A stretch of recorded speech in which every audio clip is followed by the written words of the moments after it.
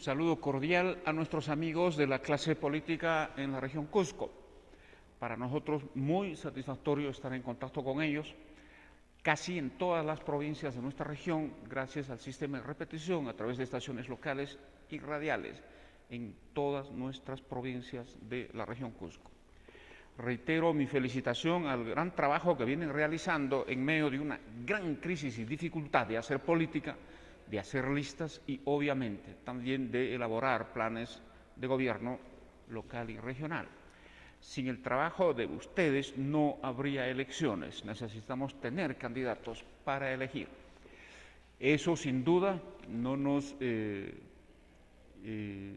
impide hacer nuestros análisis desde nuestros puntos de vista, siempre comparativos, muchas veces bastante críticos, porque justamente eso es lo que permite la libertad de expresión y es la teleaudiencia la que finalmente evalúa los puntos de vista, las críticas o incluso los buenos comentarios que podemos hacer de uno u otro candidato, de uno u otro programa, de uno u otro gesto de algunos de los líderes.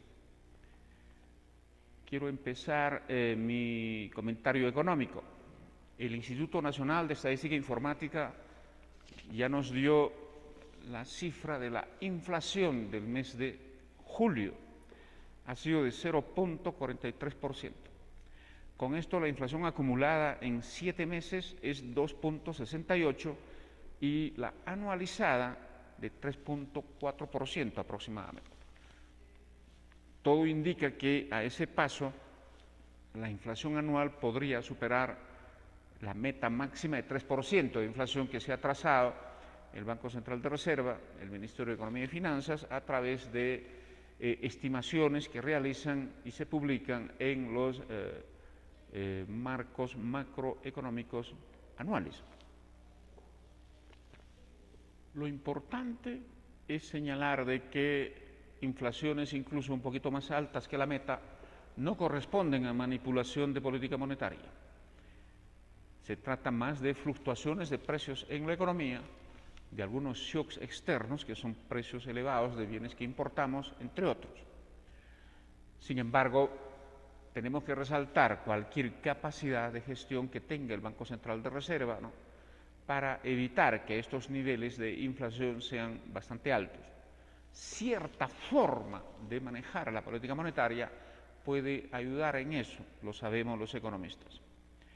Qué distinto es hablar de una inflación superior al 30% en Argentina, 60% en Venezuela e incluso algunas inflaciones un poco mayores que la del Perú, como ocurre en Bolivia, como ocurre ni hablar de Nicaragua, como ocurre en el propio Ecuador.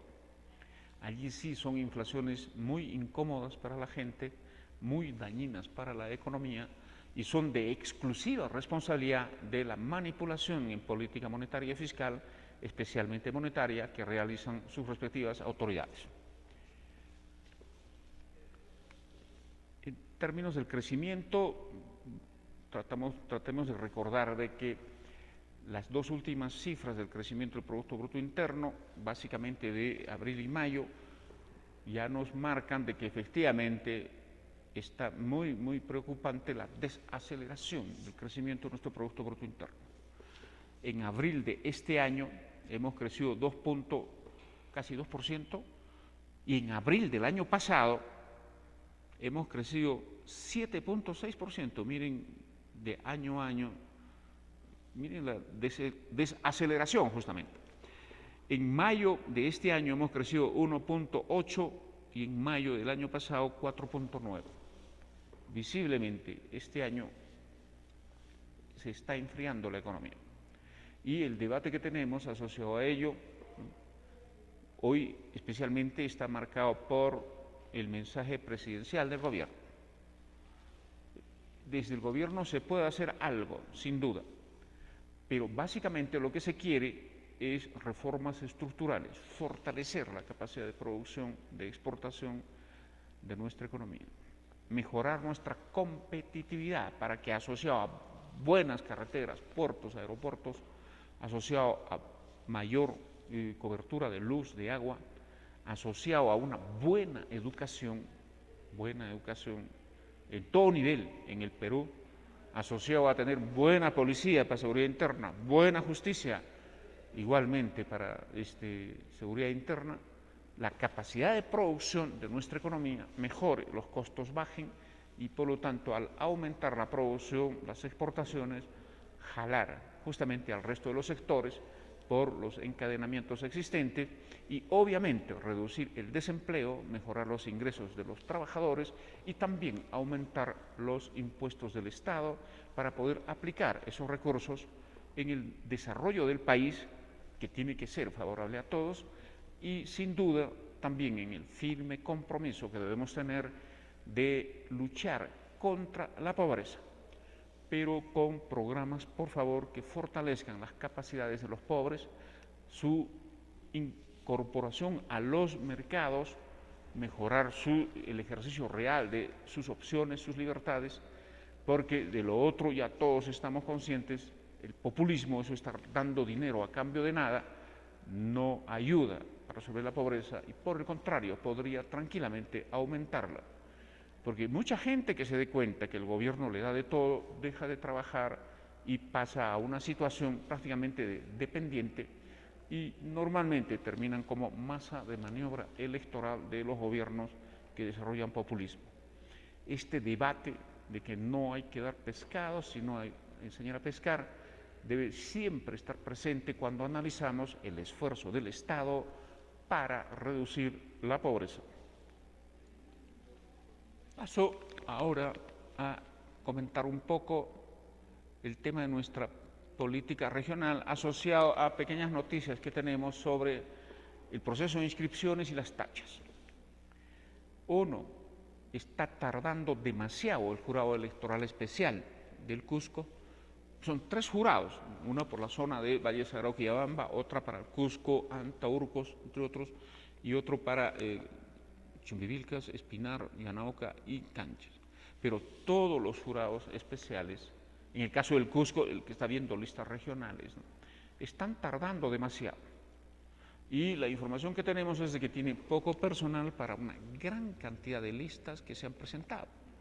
Y además ya están en el proceso de absolver las tachas que se han presentado a una u otra candidatura. En este escenario también preocupa empezar a enterarnos que especialmente candidatos en zonas, por ejemplo, como Pichari, Quimbibi y otras que a partir de ahí se aproximan hacia provincias como la Convención, ¿no?, presencia de narcocandidatos, gente que visiblemente demuestra tener demasiado dinero que no corresponde a su capacidad de ingresos dada el conocimiento de sus actividades laborales y además con antecedentes judiciales en ese tema de tráfico de drogas, lavado de activos. Esto preocupa en la medida de que el narcotráfico asociado al crimen hace tiempo ya se ha infiltrado en el Estado. Todos sabemos lo que está pasando, por ejemplo, el caso de Ancash, donde la policía, la fiscalía, el Poder Judicial, los congresistas, liderados por un corrupto como Álvarez, que es el expresidente del gobierno regional de Ancash, ¿no?, constituían un solo aparato para reprimir e incluso asesinar la oposición política al gobierno regional. Hoy en las elecciones preocupa saber que en el país una gran cantidad de narcocandidatos se han infiltrado en la política. O sea, además de infiltrarse en el Estado, se están infiltrando en nuestro proceso político democrático. Eso naturalmente preocupa porque debilita nuestro proceso político, nuestra clase política, deteriora nuestra democracia y por esa vía va a ser difícil hacer esfuerzos por renovar, reconstruir, fortalecer nuestro proceso democrático, sus instituciones, especialmente los partidos, entre otros. Ojalá en este tema todos los peruanos, todos los cusqueños tenemos que ser firmes a la labor que realizan medios de comunicación con importante información. Debe sumarse, ojalá, utilizando mecanismos legales existentes, la firme labor de los jurados electorales para controlar eso. La firme denuncia de la población, la firme denuncia que puede haber de candidatos, de grupos políticos que no tienen ningún vínculo con el delito, y luego la población a través de la votación. La población a través de la votación. Hacer este tipo de análisis y campañas es justamente la labor que tenemos que realizar quienes nos consideramos demócratas, quienes creemos que tenemos que defender nuestra democracia.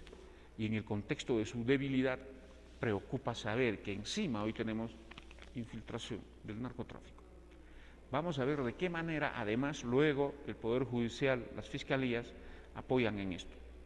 Estas elecciones regionales y locales podrían ser, por lo tanto, a nivel nacional, una gran campaña por expulsar, por depurar la infiltración del narcotráfico en nuestra política local y regional. Desde este programa, sin duda, estaremos atentos. No solo tenemos elecciones locales y regionales. A raíz de haberse aprobado la nueva ley universitaria número 3220, ahora todas las universidades están en un proceso electoral. Primero se preparan elecciones para la asamblea estatutaria. Al existir una nueva ley para el sistema universitario, cada universidad debe redactar su estatuto, el mismo que sin duda se espera que sea un instrumento de progreso, de desarrollo, de fortalecimiento de la autonomía, instrumento de gestión eficaz, entre otros. Por lo tanto, es bueno caracterizar de manera adecuada este gran reto que tienen las universidades asociado a su asamblea estatutaria y luego a las elecciones universales que prevé la nueva ley para rector, vicerrectores y macrodecanos. Redactar un estatuto no es para estar con disputas ideológicas. Se trata de la carta magna, si se puede decir, del gran acuerdo institucional en las universidades. Por lo tanto, lo correcto debería ser confluir en base a un programa común y todos prácticamente tener un compromiso firme para que la redacción del nuevo estatuto de las universidades constituya un acuerdo para largo plazo de todos sus actores, especialmente docentes, estudiantes y graduados. Porque creer que puede seguir siendo un espacio de disputas políticas, un espacio de rivalidades de grupos, es no entender cuál es el reto asociado a la promulgación de una nueva ley para contribuir efectivamente en mejorar los criterios de gestión, en mejorar las funciones, los objetivos de la universidad, en fortalecer los procesos de acreditación, de aprendizaje en investigación científica, entre otros. Sin duda, un grupo de docentes en la Universidad San Antonio del Cusco ya hemos iniciado un proceso de motivación, un proceso de información y apertura de un espacio de discusión, de debate, pero también quisiéramos que sea un espacio de confluencia, de concertación de importantes grupos de docentes organizados para que el espacio de redacción del estatuto de la UNSAC constituya la promesa de un acuerdo antoniano para sacar adelante nuestra universidad a través de un instrumento fundamental que esperemos dure bastante tiempo, quién sabe, gran parte de este siglo XXI que falta. La anterior ley universitaria duró aproximadamente 33 años, pese a todos sus defectos. Hoy tenemos una norma mucho más adecuada, mucho más pertinente, y solo esperamos que los estamentos hagan cuerpo y apuesten porque este estatuto constituya en verdad una herramienta para nuestro desarrollo, para nuestra democracia interna, para nuestra autonomía y sin duda para el mayor bienestar de sus actores e integrantes. Antes de terminar mi intervención y dar pase a mis compañeros de conducción que preparan interesantes entrevistas, quisiera señalar de que el día de hoy se cumplen 35 años de la muerte de Víctor Raúl Haya de la Torre. 35 años. Hablar de Haya de la Torre trasciende a hablar del Partido Aprista. Sin duda, es el líder fundador, pero Haya de la Torre es un peruano universal, especialmente latinoamericano. Su estilo de hacer política, el contexto en que ha actuado, simplemente nos muestra como a un ejemplo para nuestra política en todo momento. Un hombre apasionado por sus ideas, que constituyó un grupo, se enfrentó a las injusticias de su tiempo, demasiado ejemplar en temas como la honestidad, que es lo que justamente se quiere hoy en nuestra política. La política en lo fundamental es servicio a la sociedad. Servir a la sociedad significa entender de que hay un compromiso ético de mejorar la situación de todos. Y que a la política deben entrar gente que en lo privado ya ha triunfado y pasa a servir a su comunidad, a su pueblo. Esa función inherentemente tiene que ser ética, de compromiso. Y Haya de la Torre cumplía a cabalidad esas expectativas, esas características. En Haya de la Torre tenemos que tener un modelo de lo que quisiéramos de los líderes de todos nuestros partidos. Sin duda, algunos casos ya son de extremo ejemplo, en el caso de la Torre. Ganar un sol mensual, por ejemplo, mientras era presidente de la Asamblea Constituyente. Porque lo sostenía su partido, que era un aparato determinado para darle lo mínimo que requería para su subsistencia a Víctor Raúl Haya de la Torre. Era un gesto en el que se dice que, en verdad, para servir al pueblo no es necesario cobrar. Sin duda, son casos extremos. Nadie hoy aceptaría que se haga función pública gratis, dado el costo de oportunidad y las legislaciones. El costo de oportunidad quiere decir de que entre hacer política y dedicarme a mi trabajo, ¿no?, tiene que haber cierta relación un poco razonable. Y segundo, obviamente, todos los cargos públicos tienen una escala determinada de emolumentos que se espera que sean suficientes para que el líder, la autoridad, el funcionario pueda cubrir sus necesidades. A partir de ahí, cuando vemos además aprovecharse de los recursos, de las influencias, en visibles hechos de corrupción, obviamente indigna, y eso es lo que hoy tenemos de manera generalizada. Preocupa que una gran cantidad de candidatos, alcaldes, regidores, gente sentenciada anteriormente, gente con juicios, ¿no?, generando una amenaza que en pleno proceso electoral, hacia el 5 de octubre, van a venir sentencias, inhabilitaciones, y eso preocupa en los líderes de los partidos, decirle qué pasó con el tamiz, qué pasó con la evaluación, qué pasó con los filtros que debieron utilizar para saber a quién están proclamando como candidatos o de qué manera están haciendo sus listas. Preocupa también saber en este tema de las listas, ¿no?, de que los jóvenes y mujeres mayoritariamente en todas las listas están de rellenos. La política machista todavía prima en nuestra política, tanto nacional como regional. Obviamente lo más débil en trabajo político que hacen nuestros grupos en el Perú es en las mujeres, de manera general. Hay muchos grupos que tienen fuerte protagonismo de ellas, pero que en relación a todo el espectro de las organizaciones políticas son minoritarios. Vuelvo entonces a recordar a Víctor Raúl Haya de la Torre, señalando que los políticos debemos tener en él un gran ejemplo. Qué distinto es hablar de Haya y sin duda hoy de su partido o del alanismo, un tema sin duda de fuerte discusión, muy controversial en nuestros análisis y evaluaciones políticas del desempeño de nuestros partidos.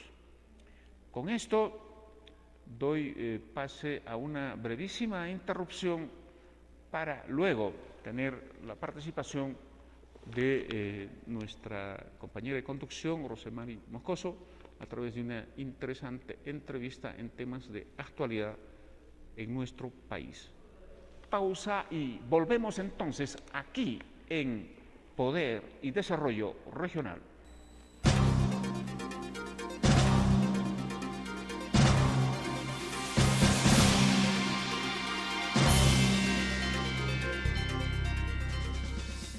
Consules, opinión y mercado. Realizamos estudios de mercado para su empresa, consultores y asesores de tesis e investigación, análisis estadístico SPSS en español, estudios de mercado y de precio referencial, imagen institucional y medios de comunicación. Manzana Pata 508 y 999 en Santiago. Consules, opinión y mercado.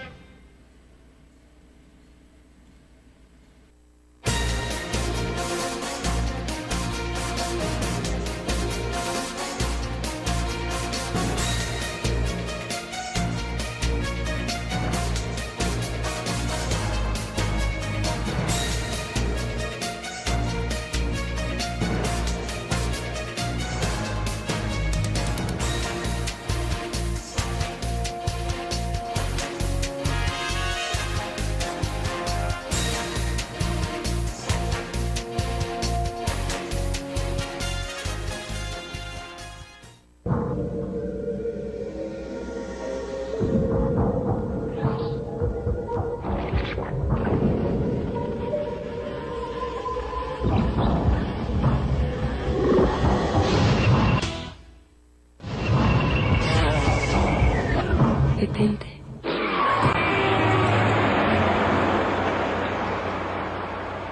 Escuchar las estrellas nunca fue tan importante. Escucha lo que las estrellas te dicen.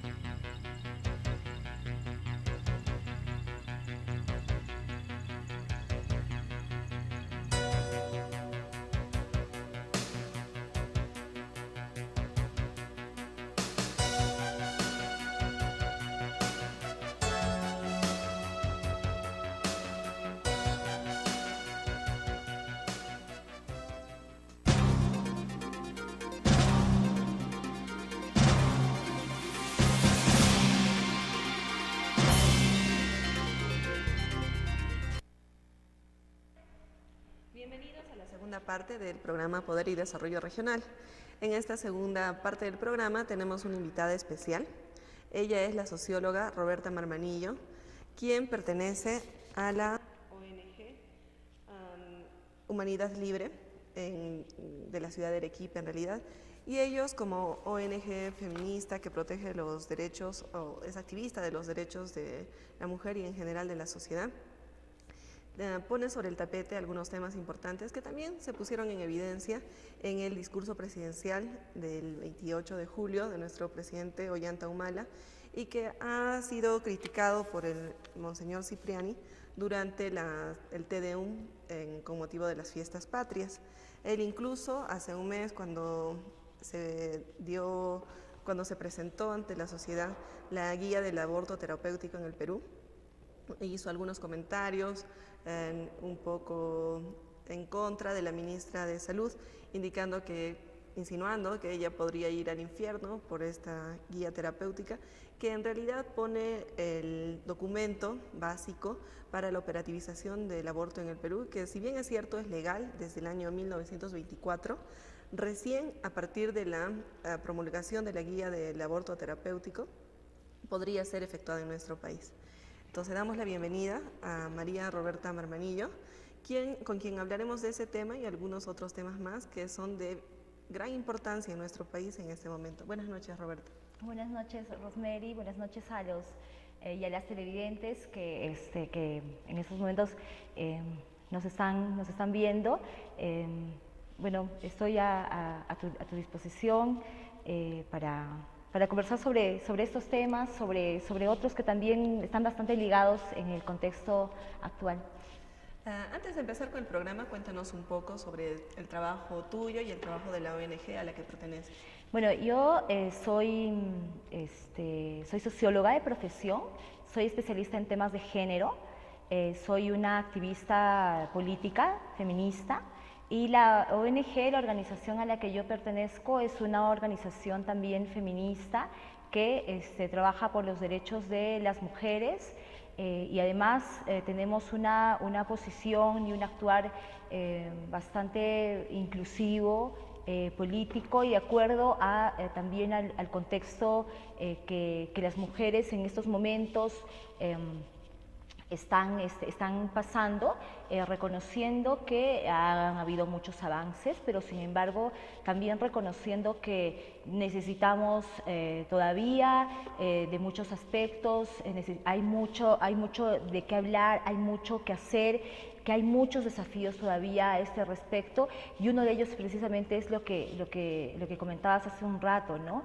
El que haya salido, ya se haya promulgado como una norma la guía para efectivizar el aborto terapéutico, creo que es un triunfo, creo que es un gran avance para los derechos de las mujeres porque en realidad no se ha legalizado el aborto terapéutico. El aborto terapéutico es legalizado hace más de 90 años en el Perú.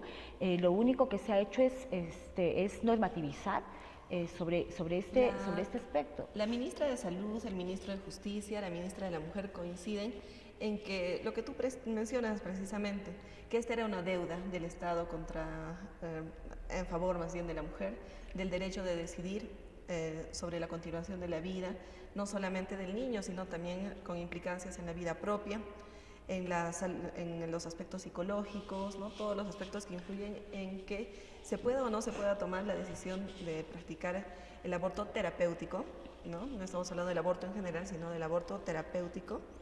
¿Y tú cómo calificarías los 90 años en que quizás los políticos, no sé si por temas religiosos o por qué motivos, no tomaron la decisión de emitir un documento similar, una guía, que permita aplicar lo que la ley ya permitía en el Código Penal desde el año 1924? Bueno, y precisamente yo calificaría como una deuda a todas las que ya el Estado peruano tiene hacia las mujeres en muchos aspectos, pero también una falta de voluntad política. Esto hace 90 años ya era legal y solamente necesitábamos que se protocolice, que existe un protocolo para que cualquier mujer que esté afecta a su salud dentro del periodo del embarazo pueda acceder a cualquier centro de salud, a cualquier establecimiento de salud, a tomar la decisión de aplicarse el aborto terapéutico. Yo insisto que esto fue todo un proceso de falta de voluntad política que finalmente tomaron las riendas, tomaron el toro por las astas estos tres ministros, las dos ministras y el ministro de Justicia, para implementar la guía, ¿no? Lo único que hace esto más bien es reglamentar, que ya no sea ilegal, porque de todas maneras, si nosotros analizamos, el aborto terapéutico en algunos establecimientos ya se hacían, o sea, es decir, se ejecutaba un aborto terapéutico cuando era un embarazo ectópico, por ejemplo, ¿no? Y era totalmente legal, pero por ejemplo, en casos de neoplasia no había forma, solamente dependía de la voluntad del galeno, si es que la había, y había toda una discusión de si era legal o era ilegal, pero de todas maneras estaba al margen de la ley, ¿no? Uno de los motivos por el cual muchas organizaciones, sobre todo religiosas, e incluso la sociedad se oponen al tema de legalizar temas polémicos como el aborto terapéutico, es el mal uso que se pudiera dar a ello.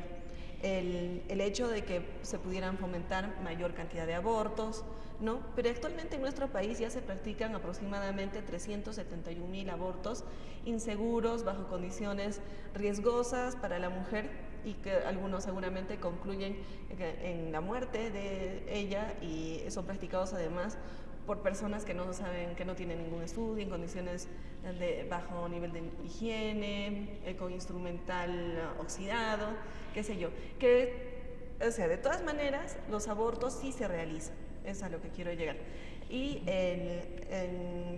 Pero la ley, esta norma, ¿podría permitir que se incremente este nivel de abortos? En realidad, la guía está bien clara. La guía te muestra 10 razones por las cuales una mujer se debe someter o se podría someter, porque finalmente es decisión de ella, a un aborto terapéutico.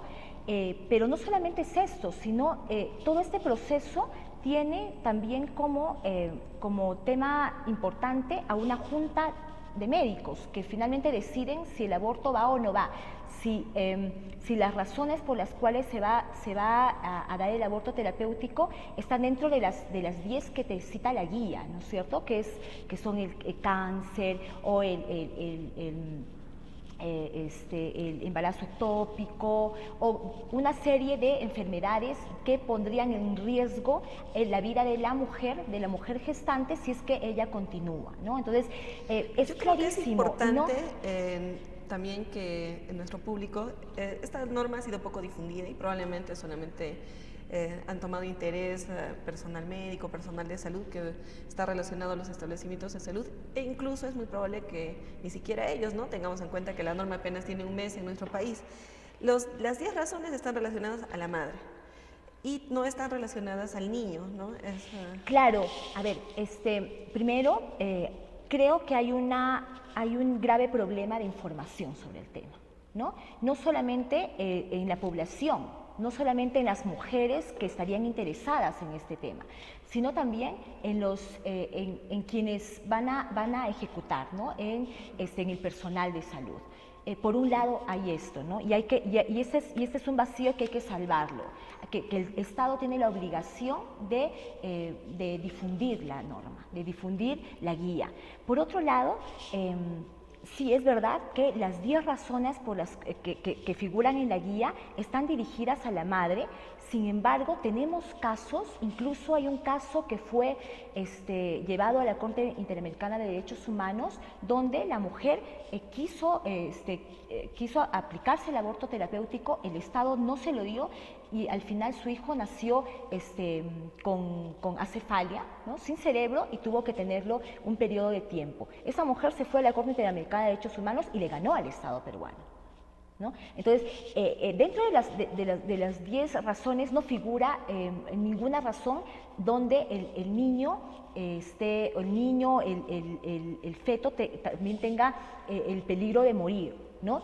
Pero hay otro punto de la guía donde dice, y otras razones que la Junta Médica lo decida así, ¿no? En las cuales queda abierta la posibilidad de que también otros casos que y ojo, esto hay que tener muy presente, hay una junta médica que evalúa, no es que las mujeres van a salir van a salir a abortar a diestra y siniestra, ¿no? Porque esas mujeres ya tienen otros lugares, ya están en esos sitios de los que tú hablas, ¿no? Ya están en lugares clandestinos. En el Perú, Rosemary y televidentes, en el Perú las mujeres abortan todos los días. En el Cusco las mujeres abortan todos los días. Estas mujeres lo van a hacer de todas maneras. Y el aborto ya, viendo como otro tema, es un tema social, es un problema social, que hay que verlo así.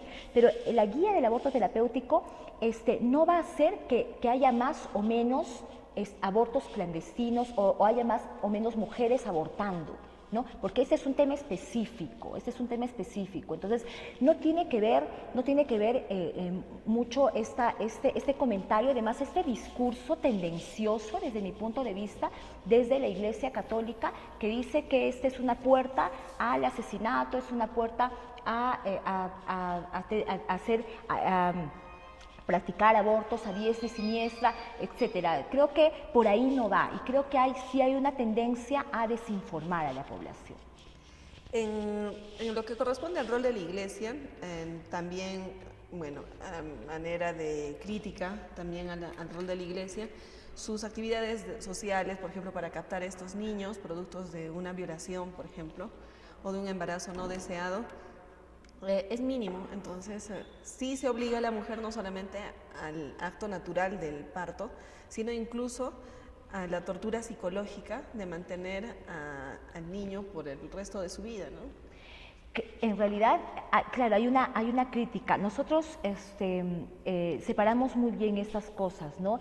Creo que no habría ningún debate entre lo que dice el Estado, lo que dice la ley y lo que dice la fe católica.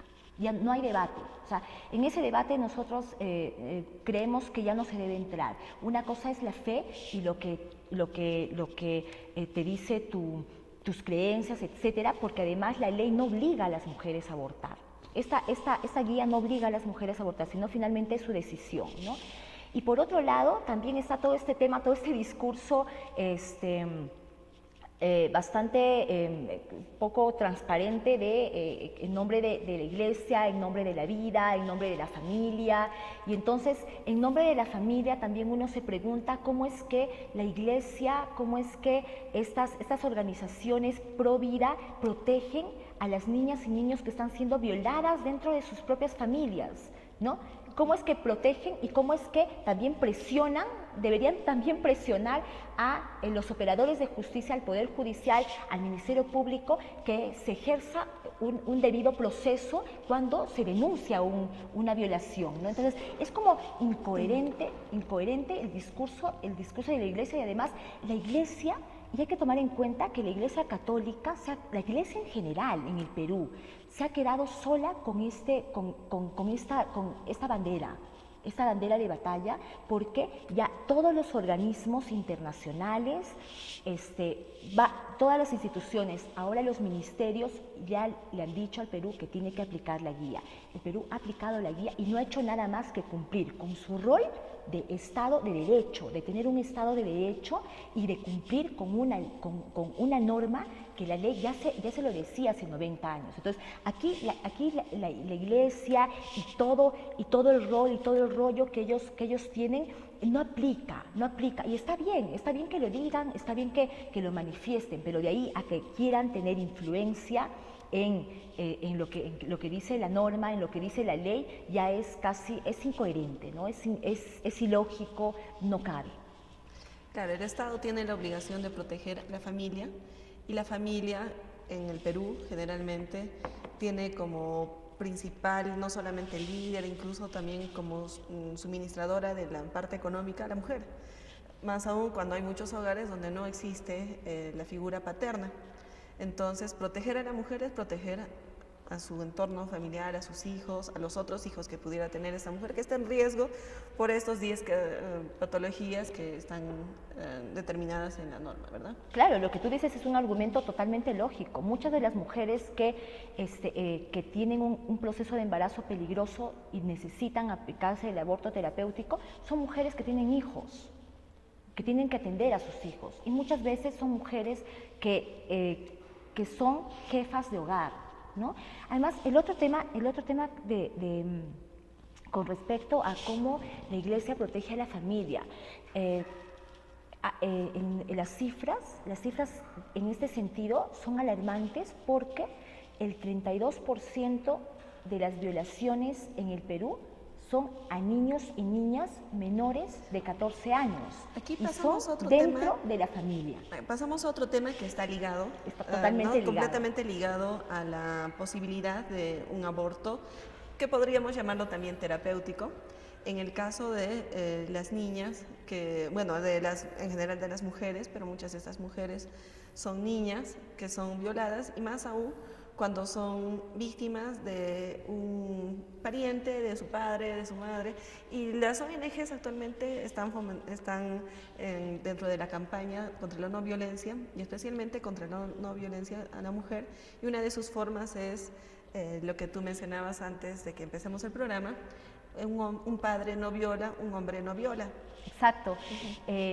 A ver, y es curioso, ligando con el tema del aborto terapéutico, es curioso porque a través de Ipsos, el comercio hizo una encuesta en Lima, y dice la encuesta que el 64% de la población en Lima está de acuerdo con la aplicación del aborto terapéutico, ¿no? Pero cuando tú ya empiezas... El 60% de la población en Lima, 64%, ¿no? ¿Y se tiene los datos a nivel nacional? A nivel nacional, no, pero también se dice que, digamos, el 64% de toda la cifra están, digamos, en Lima, ¿no?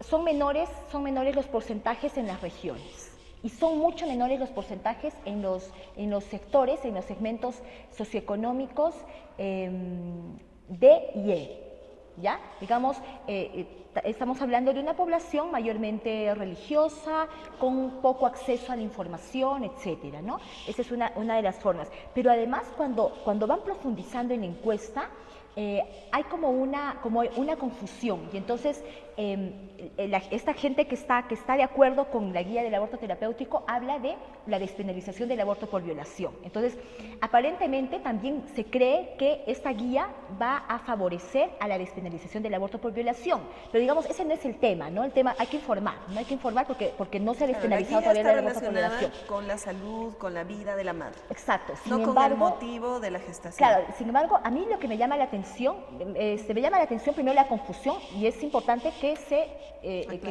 aclare, que se informe, ¿no?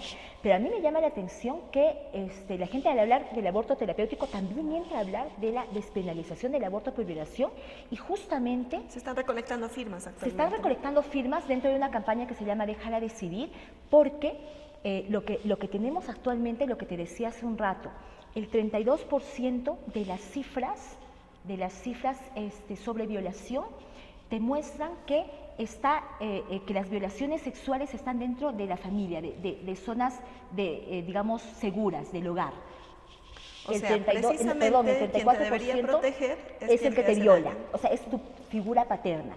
Y el 42% de las violaciones a menores de edad supuestamente están en zonas supuestamente seguras, es decir, el colegio, la casa de la amiguita, la casa del padrino, de la madrina, etcétera. Entonces, estamos hablando de violaciones sistemáticas, porque no es una sola vez, violaciones sistemáticas incestuosas. Estamos hablando de violaciones dentro de la familia, de esa familia que la Iglesia Católica protege, de esa familia que la Iglesia Católica mira y no mira qué cosa pasa adentro, cuáles son las relaciones ahí adentro. Rosemary, en el Perú... ¿Y cuántos de estas violaciones incestuosas, estamos hablando de padres, hermanos, tíos, probablemente la nueva pareja de la madre, hacia el menor de edad terminan en embarazo? Mira, el 5%. El 5%. El Perú, en Latinoamérica, es el país número 1 con mayor índice de violencia sexual, es decir, de denuncias por violencia sexual. Claro, en realidad deberíamos corregir estas cifras, ¿no?, de la violación propiamente dicha, pero mientras tanto también se debe proteger el futuro de esta niña y del producto de la gestación, ¿no? Exacto, exacto, porque estamos hablando de violaciones incestuosas que muchas veces terminan en embarazos. Y estamos hablando, además de que una violación sexual lo que hace, no solamente hay que verla como un delito, porque además todavía no se ve como un problema social la violencia sexual. Se ve como un delito y por lo tanto el Estado criminaliza, ¿no? Pero no se ve como un problema social al que hay que atacar, no se ve como un problema estructural, porque la violencia de género es un problema estructural en nuestro país. Y la violencia sexual es un problema mucho más que un delito. La violencia sexual lo que hace es detener el proyecto de vida de una persona. Muy difícilmente una mujer, menos una niña, se recupera de una violencia sexual, ¿no? Y más si la familia es la que te obliga a no además, a retirar la denuncia. El hecho de que no se recupere de esa violencia, de ese ambiente de violencia que ha podido recibir, además es hereditario, ¿no? Contagioso, además, ¿no? Porque además los problemas psicológicos supuestamente son no transmisibles, pero sí se transmiten. Se transmiten al resto de la sociedad, se transmiten a las siguientes generaciones. Lo que pasa con la violencia sexual es que la violencia sexual es una forma de controlar el cuerpo de las mujeres, ¿no? Y el discurso que se maneja, y es por eso que digo que todavía no se ve como un problema social, el discurso que se maneja perpetúa situaciones que ayudan a que esto continúe, ¿no? A que sea un círculo vicioso, porque además los discursos van desde, más del 60% de la población de Lima dice que las mujeres tienen responsabilidad en las violaciones porque se visten de manera provocativa. ¿Eso qué cosa te dice? Eso dice que se está si sales con una minifalda, exacto, manga corta, exacto, se está legitimando que los hombres, este discurso de que los hombres no controlan su impulso sexual, se está legitimando masculinidades violentas y se está legitimando el hecho del control sobre el cuerpo de las mujeres, que el cuerpo de las mujeres es controlable, que el cuerpo de las mujeres es violable y es también asesinable el cuerpo de las mujeres. Es decir, el cuerpo de las mujeres le pertenece a todo el mundo, porque todo el mundo opina. Opina el Estado, opina la sociedad, opina la iglesia, opina las otras mujeres, opinan las otras mujeres, opina tu pareja, opina tu familia, y no opinas tú, ¿no?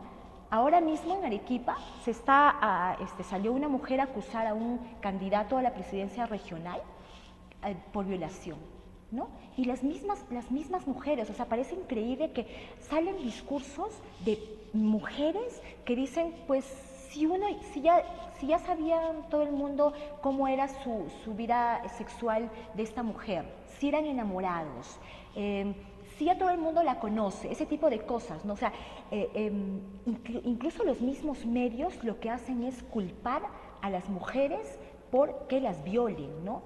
Porque además el mismo sistema judicial también hace lo mismo, porque lo primero que te pregunta el policía cuando vas a denunciar, ¿y cómo estabas vestida? ¿Y dónde estabas, pues? ¿En qué estado? ¿Estabas en estado etílico? ¿Cómo estabas? ¿Y por qué te subiste a un taxi desconocido? ¿Y por qué te pusiste a beber con estos desconocidos?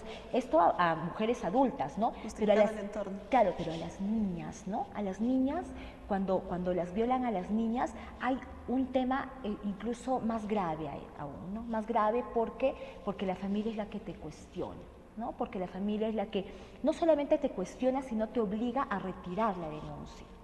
Rosemary, en el Perú, solamente el 19% de mujeres denuncian la violencia sexual. Y a pesar de ello, somos el primer país en Latinoamérica, ¿no? Con mayores índices de denuncias por violencia sexual. Somos el primer. O sea, estamos hablando a pesar de que se ha enmascarado el 80% de los casos, aún así tenemos un mayor índice de violencia que en otros países. Solamente el 15% de mujeres adultas denuncian la violencia sexual. Quizás también porque no la reconocen, ¿no? Claro, es que hay un tema de que no la reconocen, hay un tema del estigma, hay el elemento de de también el acceso a la justicia. O sea, ¿para qué denuncias si más vas a gastar? No va a haber justicia, mejor lo dejo ahí, ese tipo de cosas, ¿no? Y bueno, este 15% está ahí.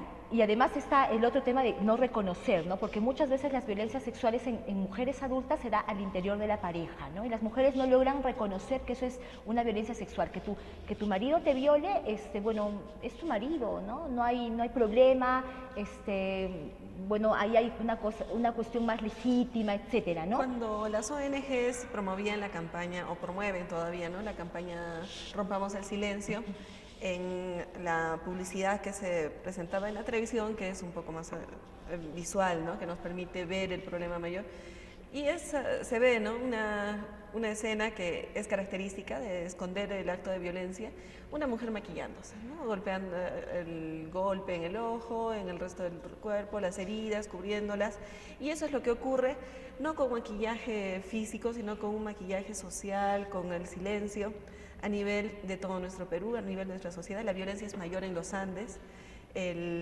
A veces hasta nos reímos de las bromas que dicen, ¿no?, que el cusqueño es violento. Asumimos, ¿no?, el tema de la violencia como algo cotidiano, algo normal, algo que, y por lo mismo no lo corregimos.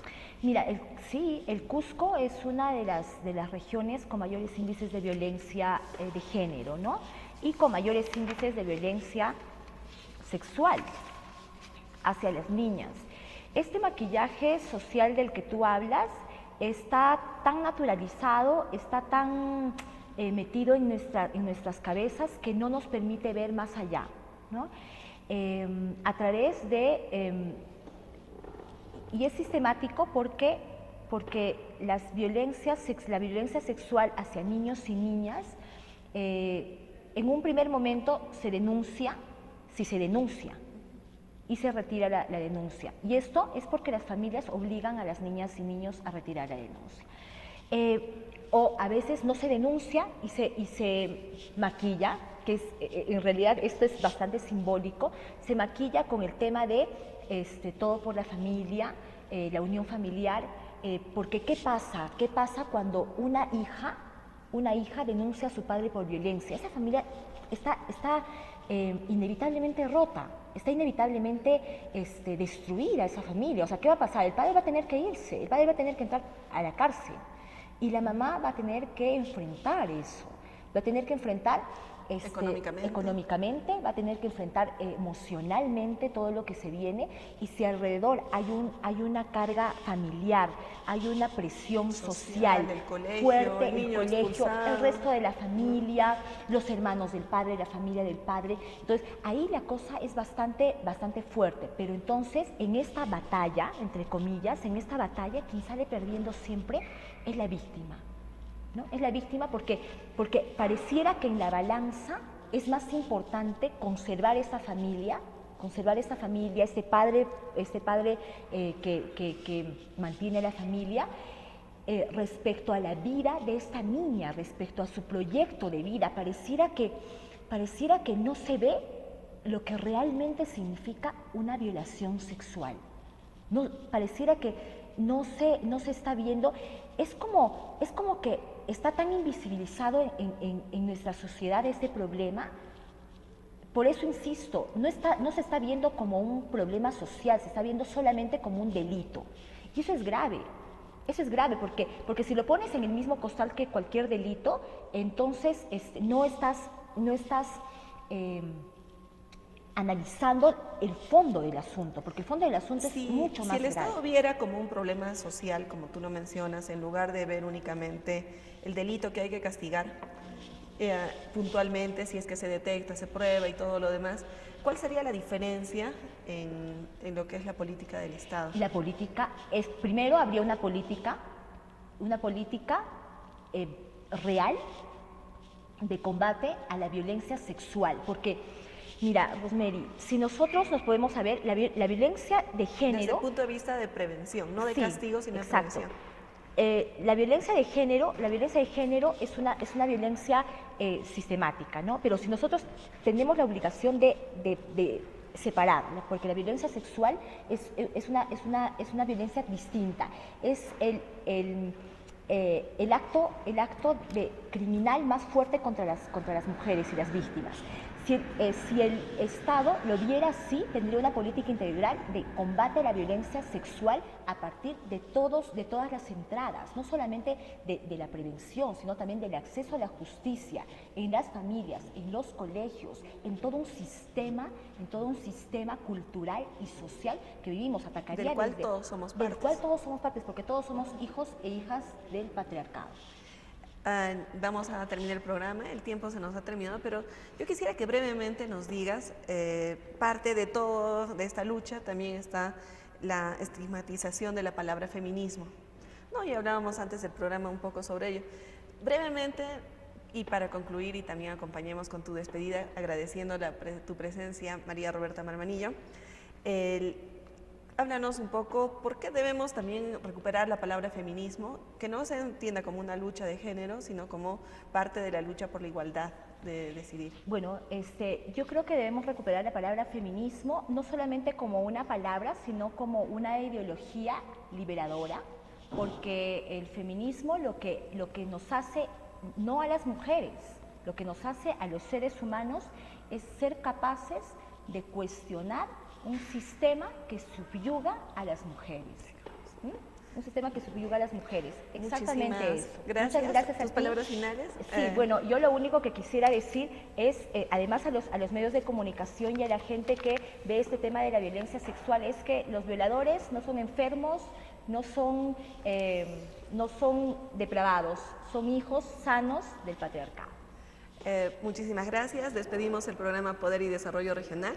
Los esperamos en una próxima edición. Una vez más, las gracias al canal El Diario por cedernos gratuitamente este espacio de análisis político y de coyuntura. Muchísimas gracias.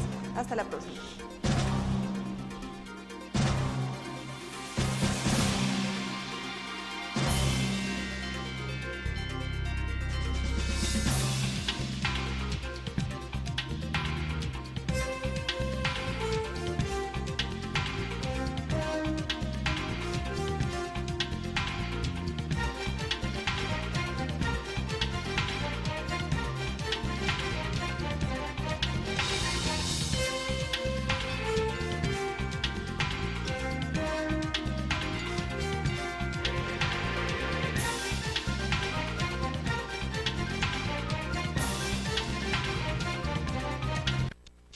RTV, El Diario.